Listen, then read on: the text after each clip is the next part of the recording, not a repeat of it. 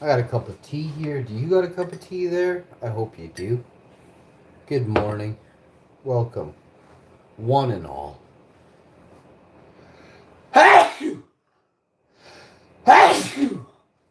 Blew my sandal off there. All right. I'm going to grab the toaster. Are we out of bread? We're damn near out of bread. So this is why we go to the store, is to get bread. So my wife is hungry. I'm going to let her have the remainder of the bread. I'll eat after. I mean, I don't know what else to tell you guys. We don't really get out very much, as you can tell. You've seen my show. And that's just how she goes. You know what I'm saying? I'll get you zoomed in on that for a second because I got this and that to unplug this, which is going to mean that's not needed. Let's get you like that. Oh, how you doing? There we are. So, why did we pick the Eagle? They don't want you to know. So what they've done is they've completely just kiboshed things. But I will tell you this, you know, you're going to live your life a certain way, but you're going to think you're doing the right thing, right? I watch people all the time, every day. Everybody's a know-it-all. Everybody knows everything. But you can clearly see they don't, right? And how can you see that? Well, it's called simplicity, right? How simple is your daily life, right? If you don't get up to very much in a day, if you don't understand how to grow, if you aren't growing every day, if you have a tiny garden but call yourself a gardener, simplicity is all I have to tell you. When I was but a boy, maybe 4 years old, 2.5, 3, I knew there were plants that smelled like skunk in 1982, 83. Did you know that?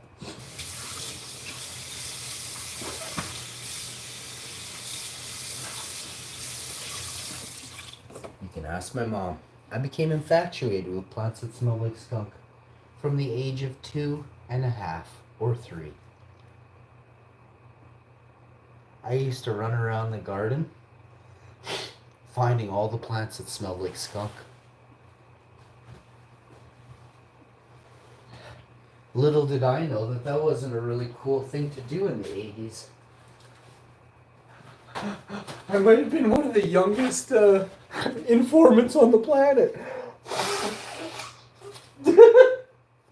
I had no idea what I was doing. All I knew is I was just really happy every time I found one. I was like, Ma, this one reeks like a skunk. She would just laugh, you know? Whatever happened to that old gal that just laughed at a skunk plant, eh? Whatever did happen to her. So, life went on. I grew up. I realized what those plants were at the age of 11. I checked them out. I thought, I'll check one of these out. And sure as pie, it unlocks the mind, okay? The simplicity travels and drifts off, and you become a man. Right, not everybody, of course. There are those who have improper influences that have led you down paths of simplicity, as it were.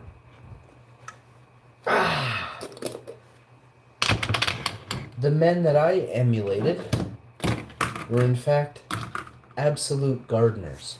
Men who gardened.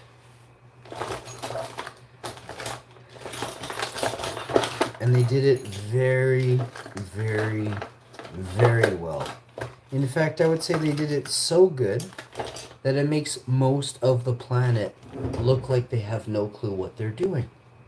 This was in 1995. I still, to this day, swear, back then, we grew better than 99% of you grow now. I swear by it. Not only do I swear by it, I've seen what most of you put out at your highest level. You've tried to create an LP and it comes out as bunk. Something called Flavor Town. You guys never got a bus ticket to Flavortown, let alone a plane ticket. You're on a bus somewhere over Arizona right now, and there's a drought going on, so they don't have gardens over in Arizona. They're getting all their stuff shipped in from whew, name an Asiatic place, right? So that's what's really going on. Now, I don't know if you guys know that, but I've known that for years. Tons and tons has been coming over from Asiatic areas, and I mean it's grown inferiorly on the highest level. So, with that being said, I hope you all find something that makes you awesome. Stick to it, because I'm telling you, 30 years is 30 years is 30 years. I'm coming up to my 30th year as a master grower, a master gardener. You know, some people are real cocky. They think they're twice my age or half my age, 20 years older than me.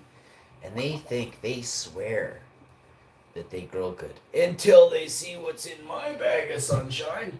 And I mean, yeah, there's certain things I know full well what it takes to make perfect, but I'm also on a journey right now, right? So when you're on a journey, certain things in the interim can there's different routes, different paths, and different temporal lines. Now, as it were, I would be I want to tell you all that I'm just buttering these toasts, and one of the a little bit of things fell here. Okay. I am about to do some things that haven't been really done too much before in my neck of the woods. And when I complete it, I'm sure there are those who would like to think they are on this other plane of existence, or on the right side of the plane of existence. It's hard to know, it's really hard to know unless you know, right? And this is all the toast we have? Is there no more? I seem to think that, am I not going to have anything to eat today? So there's a slice of, whoa, we have found a single couple slices left here. I don't even know. I gotta look onto these. This is old bread. I'm gonna eat old bread and give my wife the good stuff. Right now I'm smelling for penicillin. I'm gonna eat them. I'm hungry. So we've got that going. Next, first you put plant-based butter on, and then you're gonna slap some strawberry jam. So we're talking about plants, gardening, and next phases, right? Where I'm from, I like to grow a very specific way, and everybody can grow in their own way, and it turns out great. But if you think you have the greatest, it's very, very, very hard. I have known a few dudes that thought they had the greatest, checked it, it was the greatest. Other dudes said they had the greatest. One dude did. A couple of dudes totally didn't. They were the oldest of all of them, had some of the greatest gear, but they just didn't understand the plant. So no matter how good at growing you are, that is the key, is to be as good as possible. Technology gets you so far, but no matter what, the plant is boss. If you have a finicky plant, the chances of your success are less just straight out of the gate, because the plant is finicky. It could take 1 or 2 waterings to throw it off, and it could take you 4, 5, or 6 to get it back on track. If you don't get it back on track and you flip it, then you're just running up a creek now, and you're chasing your tail forever. Trust me when I say you don't understand what I said, but some of you do. The best growers do, but they already understand this, and the best growers, time doesn't matter to them. All these people, last night, for instance, there was a show.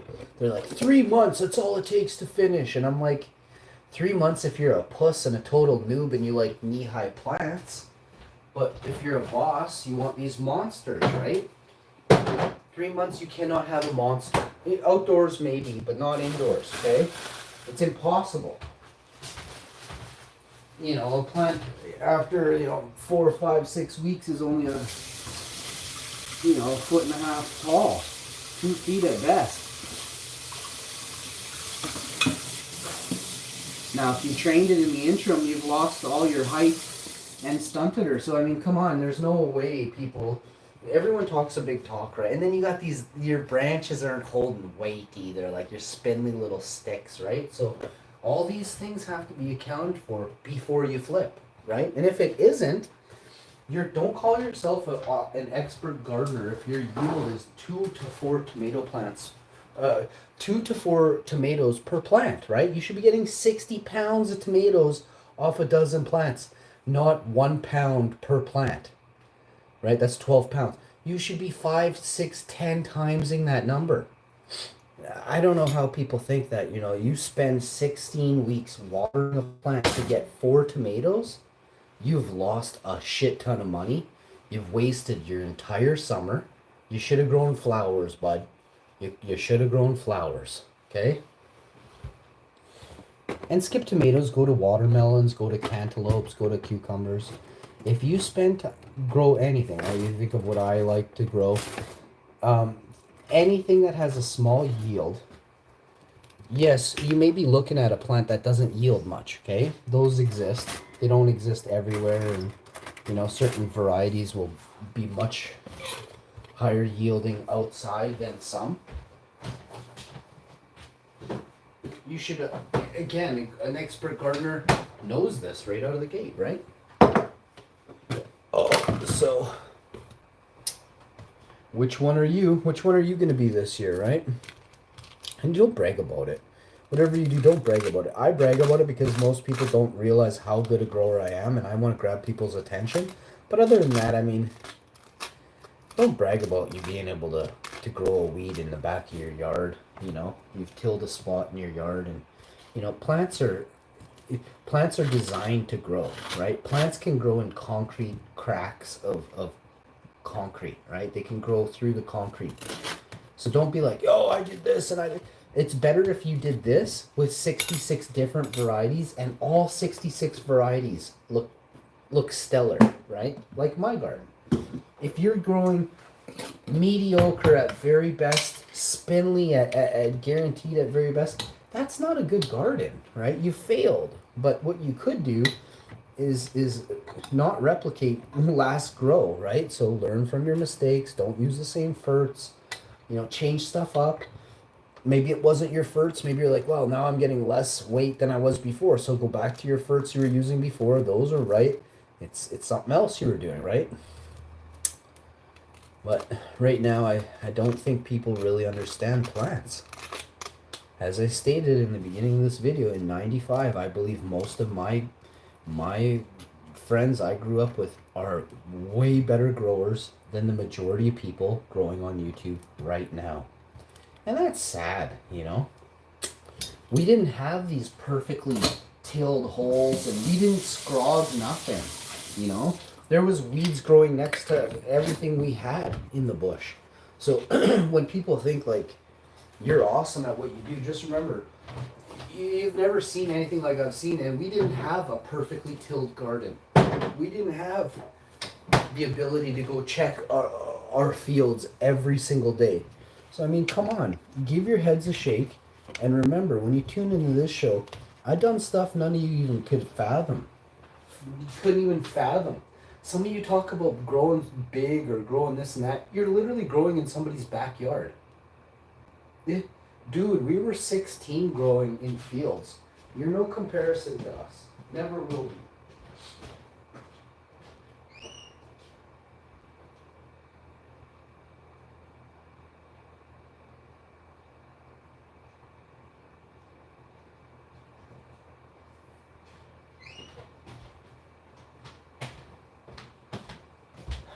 I look around and I see less people that have a knowledge base of growing. I see more people begging people for questions and answers every day. They're like, I grow so good. And then Then they run into a problem and they're like, so what do I do now, guys?